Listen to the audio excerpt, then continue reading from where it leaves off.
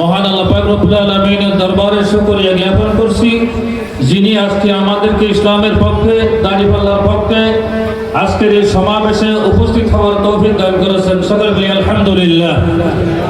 সময় সংক্ষিপ্ততার কারণে বেশি কিছু বলার সুযোগ নাই। আমি শুধু আপনাদেরকে এতটুকু বলতে চাই, সার্বভৌম ক্ষমতার মালিক কে? যে আল্লাহ পাক রব্বুল আলামিন সমস্ত ক্ষমতার মালিক, তিনি যাকে ইচ্ছা তাকেই ক্ষমতা দেন, ঠিক না? তো ক্ষমতা এটা একটা পাওয়ার, এটা একটা শক্তি।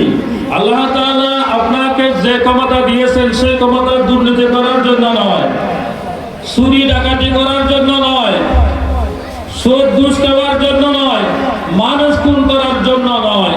আল্লাহ পাক রব্বুল আলামিন এই ক্ষমতা দিয়েছেন এই দেশে ইসলামী প্রতিষ্ঠা করার জন্য, আইন বাস্তবায়ন করার জন্য, আল্লাহর জমিনে আল্লাহর দ্বীন বাস্তবায়ন করার জন্যই এই ক্ষমতা, এই পাওয়ার আল্লাহ পাক রব্বুল আলামিনের পক্ষ থেকে বান্দাকে দেওয়া হয়। সুতরাং আমি আপনাদেরকে বলবো, সংক্ষিপ্ত কথার ভিতরে অনেক কথা, কিন্তু সময় সংক্ষিপ্ত, বেশি কিছু বলার সুযোগ নাই। যদি দুর্নীতিবাজ, খুন খুনি, রাহাজানি যারা করে তাদেরকে যদি আমরা আবার ক্ষমতায় যদি দিই, তাহলে আবার সেই ফ্যাসিস্টের মতো আবারও এই দেশ ফ্যাসিস্ট দেশে পরিণত হয়ে যাবে। তাই আজকে আমরা যার সমর্থনে এসেছি, বাংলাদেশ জামাত ইসলামীকে যদি আমরা ক্ষমতায় নিয়ে যেতে পারি, আল্লাহর জমিনে আল্লাহর দ্বীন বাস্তবায়ন হবে। ঠিক না?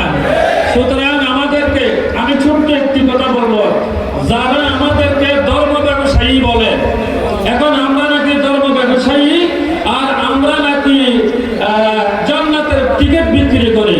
আমি ধর্ম ব্যবসায়ীদের বিষয়ে একটি ছোট্ট কথা বলে আমি শেষ করব।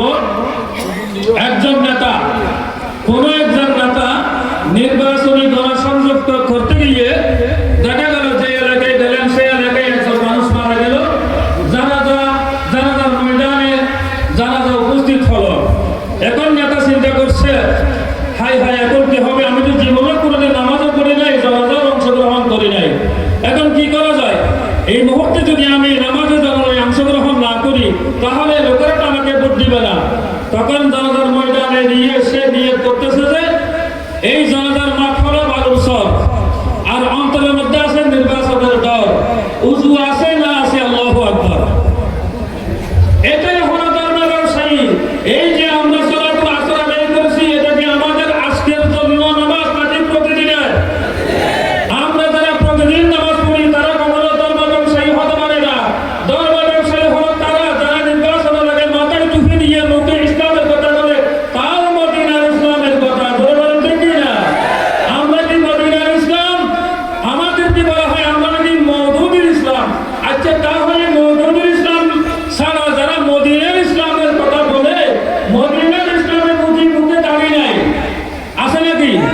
মদিনার ইসলামে তো হাত কাটা আছে, মদিনার ইসলামে তো কুলের জন্য, দর্শনের জন্য ফাঁসি আছে, আসেনি নাই? কিন্তু তাদের মধ্যে তো সেটা নাই। তাদের মধ্যে শরীয়ত আইন যারা মানে না, তারা আমার মদিনার ইসলামের কথা বলে। আল্লাহ তাআলা আমাদের সকলকে বুঝার তৌফিক দান করুন।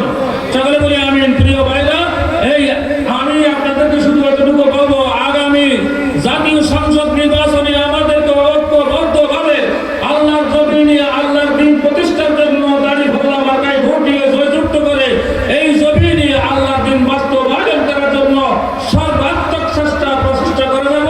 সফলতা দেবেন কে? আল্লাহ সুবহানাহু ওয়া তাআলা আমাদের সকলকে সেই সফলতা দান করুন। সকলে বলি আমিন। এই কথা বলে আমার সংক্ষিপ্ত